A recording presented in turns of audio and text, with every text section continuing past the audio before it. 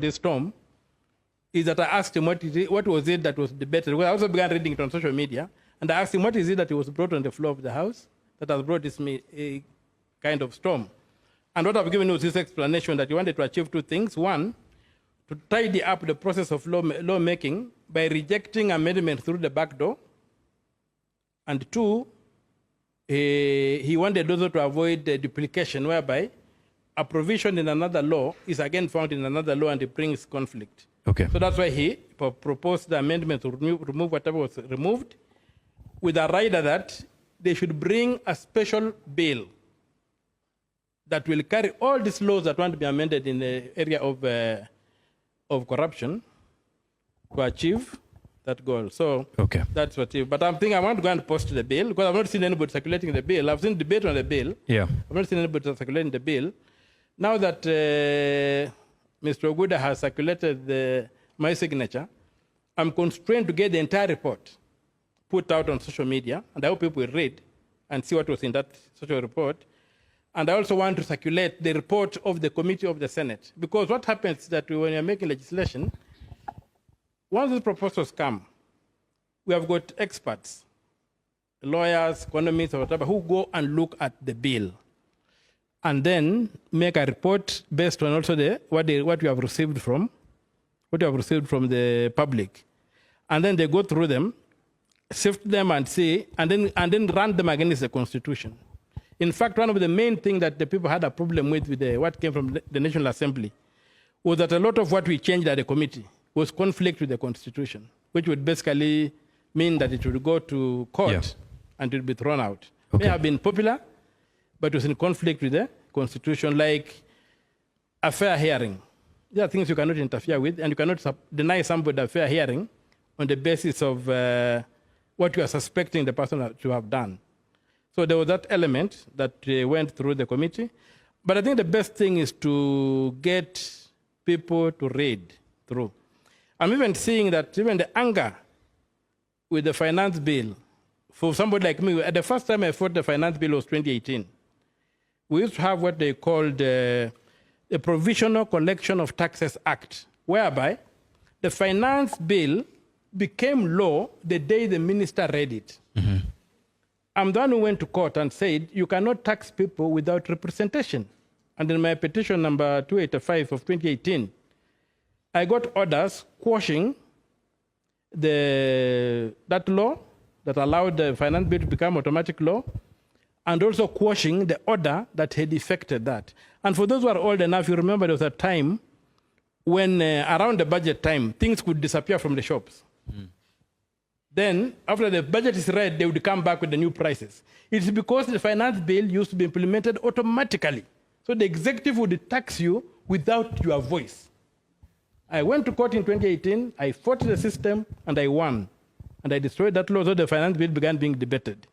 I moved on and began fighting. Even last year, it was a one-man fight against the finance bill. One of the things I've been demanding is that you look at theft in terms of expenditure. The real theft happens on the revenue side. Mm. The law is very clear. The budget should give us estimates of revenue and estimates of expenditure. When you say you are raising the price on petroleum, the VAT on petroleum, from 8% to 16%, what is the anticipated revenue? And can that be put in law? And is that enough to finance the budget? So that we are in a situation whereby the government is raising money we don't know. Even domestic debts. We don't have a single domestic debt that has been acquired from 2010 that is valid, because it says it must be in the budget. You must propose your expenditure in the budget.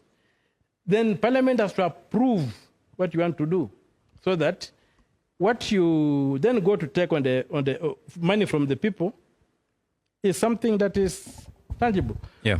So these are the things that now, if you look at now, even the victory that people are celebrating, the Appropriation Act was enacted into law. The question we should be asking ourselves, with the rejection of the mechanisms for financing that budget, can the Appropriations Act still be law? Or do we need to go back and do what is really the proper thing, begin the budget cycle afresh. Okay. And finally, this year I also went to court in May. Just that the judges, I think, were a bit disturbed. I went to court in May. And I asked a very critical question. Can you pass the Finance Act before you pass the Appropriation Act, the budget?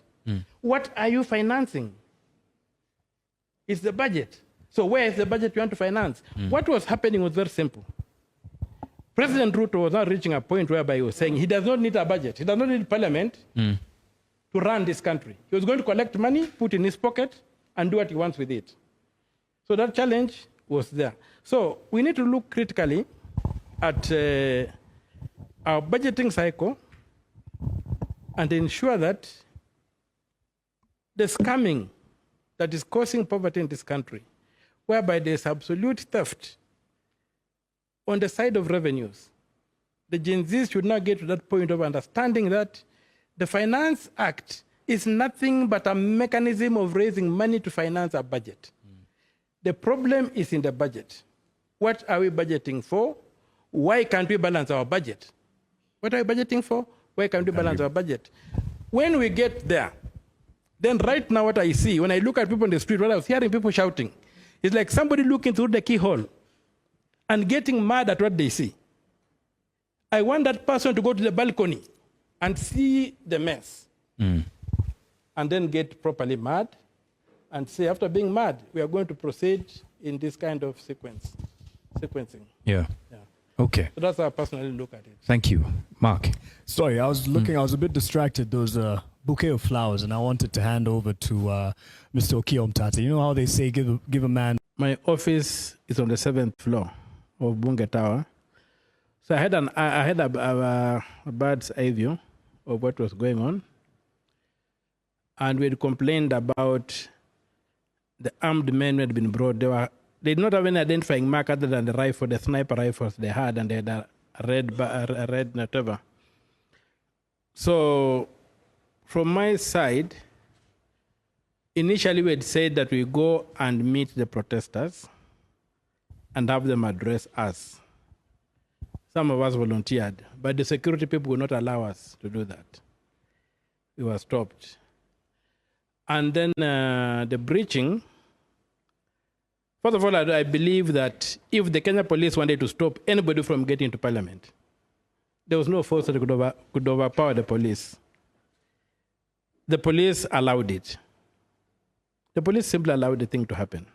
They pulled back, but the people who are in civilian, whom we think we don't know who they answered to, are the people who are pulling people down. And I think after the first few shots were fired, that's when there was that surge that came in. And when you go to parliament, there's damage in parliament to areas where I know the protesters never reached. So the question is, who was damaging these things? No, you're asking a very heavy question, because the investigations so far have revealed that there was a gentleman who was on the precincts of parliament days before the protest, switching off CCTV. And as a senator, are you trying to say that the damage was engineered by someone else? The damage was engineered by somebody else, and even if you look at it, you have not seen anybody with a motor love. Even the police lorry, why was it allowed to burn to ashes? There were many vehicles with water that would put it out. How do you burn a mahogany table to ashes within minutes? What accelerant are you using? The story in parliament has not been told. Why is it that the tables were shown broken and not the plates which were used for eating that food? You see? So you begin analyzing what happened there. It was after the snipers had killed people, they had to create a backdrop to justify the violence. That young man who said, Mr. Speaker, sir, he was inside the people's chamber. Did he threaten anybody? And so, when they ran into the tunnel, and some of us had tried to prevail on the National Assembly. First of all, there's been a conspiracy between the National Assembly and the executive not to bring the budget to the Senate, because the Senate are very few people. We have a Senate of 67. The nominated senators, that's 16 women and representing youth and disability, the 4, do not have a vote. So the only people who vote are the elected senators. So we are only 67. We are able to have a meeting of minds on anything. And that's what the executive has been trying to avoid. So where even the constitution is very clear, the budget is supposed to come to the Senate, but from Uhuru days, they have never done it. They have avoided the Senate. So we're largely bystanders to what was happening. But when these people began running into the tunnels and what have you, when the place had been breached, you would realize that there was no violence from the protesters. You saw the physically the disabled member of parliament, the bishop. He was not harassed.